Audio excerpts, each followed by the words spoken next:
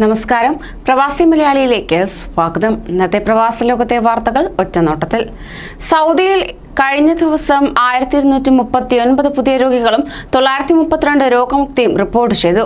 ഇതോടെ സൗദിയിൽ ആകെ റിപ്പോർട്ട് ചെയ്ത കോവിഡ് രോഗികളുടെ എണ്ണം 4,69,414 ആകെ രോഗമുക്തരുടെ എണ്ണം 4,51,187 കഴിഞ്ഞ ദിവസം 15 മരണങ്ങളാണ് കോവിഡ് മൂലമാണെന്ന് സ്ഥിരീകരിച്ചത്. ഇതോടെ ആകെ മരിച്ചവരുടെ എണ്ണം 7,621 വിവിധ ആശുപത്രികളിലും മറ്റുമായി നിലവിൽ 10,606 പേർ ചികിത്സയിലുണ്ട്.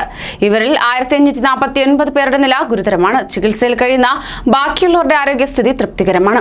UAE-യിൽ 2011 പേർക്ക് കൂടി കോവിഡ് വൈറസ് ബാധ സ്ഥിരീകരിച്ചതായി ആരോഗ്യ പ്രതിരോധ മന്ത്രാലയം അറിയിച്ചു.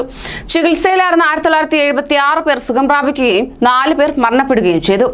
പുതിയതായി നടത്തിയ 2,27,684 പരിശോധനകളിൽ നിന്നാണ് പുതിയ രോഗികളെ കണ്ടെത്തിയത്. ഇതുവരെയുള്ള കണക്കുകൾ പ്രകാരം ആകെ 6,03,961 പേർക്ക് UAE-യിൽ കോവിഡ് സ്ഥിരീകരിച്ചിട്ടുണ്ട്. ഇവരിൽ 5,83,115 പേർ രോഗമുക്തരാകുകയും 1,738 പേർ മരണപ്പെടുകയും ചെയ്തു. നിലവിൽ 19,208 കോവിഡ് രോഗികളാണ് രാജ്യത്തുള്ളത്. ഇന്ത്യയിൽ നിന്ന് വാക്സിൻ എടുത്തു വരുന്നവർക്ക് ഖത്തറിൽ ക്വാറന്റീൻ ഒഴിവാക്കുന്ന കാര്യത്തിൽ ഖത്തർ അധികൃതരുമായി ചർച്ച നടത്തി വരികയാണെന്ന് Indian ambassador doctor Deepak Mittal പറഞ്ഞു. ഖത്തറിലെ എംബസി അനുബന്ധ സംഘടനകളുടെ പ്രതിനിധികളുടെ ഓൺലൈൻ യോഗത്തിൽ സംസാരിക്കുകയായിരുന്നു അദ്ദേഹം. കോവിഡിന്റെ രണ്ടാം തരംഗം വലിയ വെല്ലുവിളി ഉയർത്തിയ സാഹചര്യത്തിലാണ് ഖത്തർ നിയന്ത്രണങ്ങൾ കൊണ്ടുവന്നത്. ഇപ്പോൾ ഇന്ത്യയിലെ സാഹചര്യത്തിൽ മാറ്റമുണ്ട്. ഖത്തറിലും കോവിഡ് മുക്തമാവുകയാണ്. ഈ സാഹചര്യത്തിൽ ഇന്ത്യക്കാർക്ക് ക്വാറന്റീൻ ഇളവുകൾ ലഭിക്കുമെന്നാണ് പ്രതീക്ഷിക്കുന്നത്. ഗൾഫിലുണ്ടായ 2 വ്യത്യസ്ത സംഭവങ്ങളിൽ 2 മലയാളി യുവാക്കൾ കൊല്ലപ്പെട്ടു. ഷാർജയിൽ ഇടുക്കി സ്വദേശി വിഷ്ണു അടിയേറ്റ് മരിച്ചപ്പോൾ സൗദിയിലെ ദമാമിൽ കൊല്ലം സ്വദേശി സനൽ കുത്തേറ്റ് മരിച്ചു. 2 സംഭവത്തിലും ആഫ്രിക്കൻ വംശജരാണ് പ്രതികൾ. ദുബായ്, അബുദാബി അതിർത്തികളിൽ കോവിഡ് രോഗികളെ കണ്ടെത്താൻ പുതിയ സ്കാനറുകൾ സ്ഥാപിക്കും. അബുദാബി ദേശീയ ദുരന്ത നിവാരണ അതോറിറ്റിയാണ് ഇക്കാര്യം അറിയിച്ചത്. കോവിഡ് രോഗനിർണയം ഉടനടി ലഭിക്കുന്ന ആധുനിക സംവിധാനമാണ് പരീക്ഷണാർത്ഥം സ്ഥാപിക്കുന്നത്.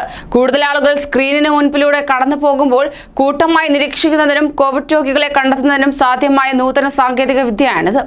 അബുദാബിയിൽ പലയിടങ്ങളിലും പുതിയ സ്കാനറുകൾ പരീക്ഷണാടിസ്ഥാനത്തിൽ സ്ഥാപിച്ചു തുടങ്ങി. കോവിഡ് നിയമങ്ങളിൽ മാറ്റം വരുത്താതെ രോഗപ്രതിരോധ നടപടികൾ കൂടുതൽ ശക്തമാക്കുകയാണ് ലക്ഷ്യം.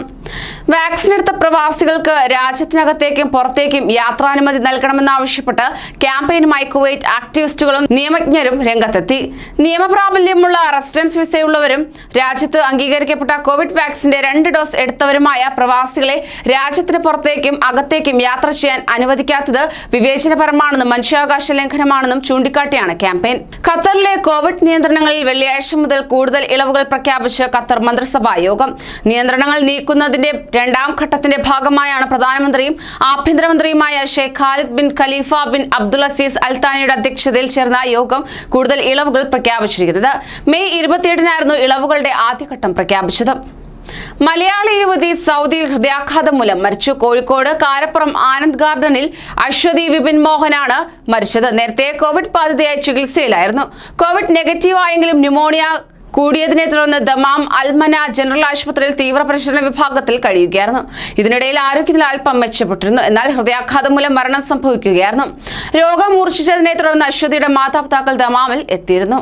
വിദേശത്ത് ജോലി ചെയ്യുന്ന ഇന്ത്യക്കാരുടെ മക്കളിൽ ഇന്ത്യയിലെ വിവിധ സ്ഥാപനങ്ങളിൽ പഠിക്കുന്നവർക്കായി 150 സ്കോളർഷിപ്പുകൾ ഇന്ത്യൻ വിദേശകാര്യ മന്ത്രാലയത്തിന് കീഴിലുണ്ടെന്ന് ഇന്ത്യൻ എംബസി അറിയിച്ചു. ഗൾഫ് രാജ്യങ്ങളടക്കമുള്ള ECR രാജ്യങ്ങളിലെ തൊഴിലാളികളുടെ മക്കൾ, NRI-കളുടെ മക്കൾ എന്നിവർക്കാണ് സ്കോളർഷിപ്പിന് അർഹത. എന്നാൽ മാസവരുമാനം $4,000 കൂടുവാൻ പാടില്ല. ഷാർജയിൽ നിർമ്മാണത്തിലിരുന്ന കെട്ടിടത്തിൽ തീപിടുത്തം. അൽതാവുൻ ഏരിയയിൽ വ്യാഴാഴ്ച രാവിലെയാണ് തീപിടുത്തമുണ്ടായത്. ഷാർജ എക്സ്പോയ്ക്ക് പിന്നിൽ നിർമ്മാണത്തിലിരുന്ന ബഹുനില കെട്ടിടത്തിന്റെ മുകൾ നിലയിലാണ് തീ പടർന്നു പിടിച്ചത്. കെട്ടിടത്തിന്റെ മുകളിൽ നിന്നും തീനാളങ്ങളും പുകയും ഉയരുന്നുണ്ടായിരുന്നു. കെട്ടിടത്തിൽ നിന്നും തൊഴിലാളികളെ സുരക്ഷിതമായി ഒഴിപ്പിച്ചു. ഷാർജ സിവിൽ ഡിഫൻസ് ഓപ്പറേഷൻസ് റൂമിൽ വിവരം ലഭിച്ച ഉടൻ സൽമാൻ, സ്മാൻ, മിന എന്നിവിടങ്ങളിൽ നിന്നുള്ള അഗ്നിശമന സേനാ അംഗങ്ങൾ സ്ഥലത്തെത്തി നിയന്ത്രണ വിധേയമാക്കാനുള്ള നടപടികൾ തുടങ്ങിയിരുന്നു. കൂടുതൽ പ്രവാസി വാർത്തകൾക്കായി ഈ ചാനൽ സബ്സ്ക്രൈബ് ചെയ്യൂ.